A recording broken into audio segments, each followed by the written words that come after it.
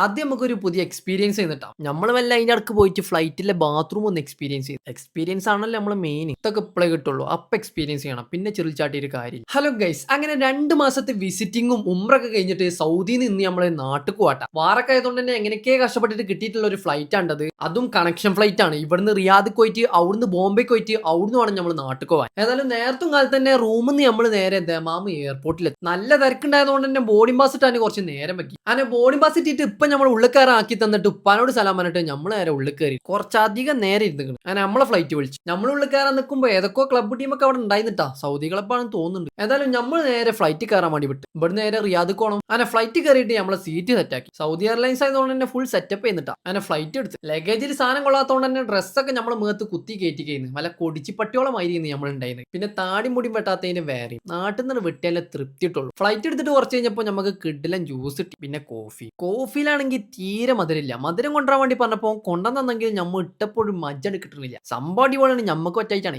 ആകെപ്പാടെ ഒരു കയ്പൊക്കെ. ഫ്ലൈറ്റ് പൊന്തുമ്പോൾ ഇറങ്ങുമ്പോഴും അതൊരു വേറെ എക്സ്പീരിയൻസ് തന്നെ ആട്ടാ. അപ്പൊ ഇതിന്റെ നടുവിൽ എക്സ്പീരിയൻസ് ഇല്ലേ നിങ്ങൾക്ക് ചോദിക്കാം. അതും വേറൊരു എക്സ്പീരിയൻസ് ആണ്. എങ്ങനെ ഏതായാലും 3/4 മണിക്കൂർ കൊണ്ട് നമ്മൾ റിയാദിലെത്തി. ഫ്ലൈറ്റിന് ടൈം ആയപ്പോൾ ബസ് വന്നു. അങ്ങനെ ബസ് കയറിയിട്ട് നമ്മൾ നേരെ ഫ്ലൈറ്റിന്റെ കൊടുക്കും. ആദ്യം നമുക്കൊരു പുതിയ എക്സ്പീരിയൻസ് ചെയ്യുന്നിട്ടാ. മറ്റേ നമ്മൾ എയർപോർട്ടിൽ നിന്ന് നേരെ ഫ്ലൈറ്റ് കണ്ട് കയറില്ല. ഇത് നമ്മൾ എയർപോർട്ടിൽ നിന്ന് ബസ് പോയിട്ട് താഴത്തുനിന്ന് നമ്മൾ ഫ്ലൈറ്റ് കയറണം. അതേതായാലും സെറ്റായി. ഫ്ലൈറ്റ് ആണെങ്കിൽ ഒന്നും പറയാനില്ല. ഏജാതി വലുപ്പുള്ള ഫ്ലൈറ്റ് ആണ്. ഫുൾ സെറ്റപ്പും ടി വി ഒക്കെ ഉണ്ടായി. നമുക്ക് കയറുമ്പോൾ തന്നെ നമുക്ക് ഒരു ഹെഡ്ഫോൺ ഒക്കെ തരും. പിന്നെ പൈസ കൊടുത്തിട്ടുണ്ടെങ്കിൽ ഫ്ലൈറ്റിൽ തന്നെ നമുക്ക് വൈഫൈയും കിട്ടും. നമ്മൾ വല്ല അതിന്റെ അടുക്ക് പോയിട്ട് ഫ്ലൈറ്റിലെ ബാത്റൂം ഒന്ന് എക്സ്പീരിയൻസ് ചെയ്യും. എക്സ്പീരിയൻസ് ആണല്ലോ നമ്മളെ മെയിൻ. ഇതൊക്കെ ഇപ്പോഴേ കിട്ടുള്ളൂ. അപ്പൊ എക്സ്പീരിയൻസ് ചെയ്യണം. പിന്നെ ചെറുചാട്ടിയൊരു കാര്യം. അത് കഴിഞ്ഞിട്ട് നമ്മൾ ഒന്നും നോക്കില്ല. ഇരുന്ന് ബാഹുബലിയാണ് കണ്ട്. അപ്പത്തിന് ഫുഡ് വരാനും തുടങ്ങി. ഫുഡ് അത് പിന്നെ നമ്മളെ മെയിൻ ആണല്ലോ. ഫുഡ് സീനാട്ടോ. നല്ല സൂപ്പർ ചിക്കൻ ബിരിയാണി. അതിന്റെ ഒപ്പം തന്നെ സാലഡും പിന്നെ 1-2 ഐറ്റംസ് വേറെ ഉണ്ട്. അങ്ങനെ അത് കഴിച്ചിട്ട് ബാഹുബലിന്റെ ബാക്കിയുണ്ട്. അപ്പത്തിന് ഏകദേശം നമ്മൾ എത്താറായിക്കണം. നമ്മൾ എയർപോർട്ടിന്റെ സൈറ്റിൽ എത്തിയിട്ടും ഫ്ലൈറ്റ് വെറുതെ 1-2 വട്ടം റൗണ്ട് അടിച്ചു. ഫഹമാരെ ടൈം അങ്ങനെ വെറുതെ കളഞ്ഞു. അങ്ങനെ നമ്മൾ ബോംബെയിലാണ്. അവിടുന്ന് നമ്മളാക്കെ നേരെ ഹൈദരാബാദുക്കും വിട്ട് നമ്മൾ നാട്ടിൽ പോകാൻ വേണ്ടിയിട്ട് നേരെ റെയിൽവേ സ്റ്റേഷനിൽ വിട്ടു. നമ്മൾ നേത്രാവതി വരാണ്ടായിനി. നമ്മൾ എളാപ്പ നമുക്കുള്ള ഫുഡ് എത്തിച്ച മുപ്പരൻ്റെ ഏട്ടൻ നമ്മളെ എയർപോർട്ടിൽ നിന്ന് പിക്ക് ചെയ്തു. സത്യം പറഞ്ഞാൽ അന്നാണ് നമ്മൾ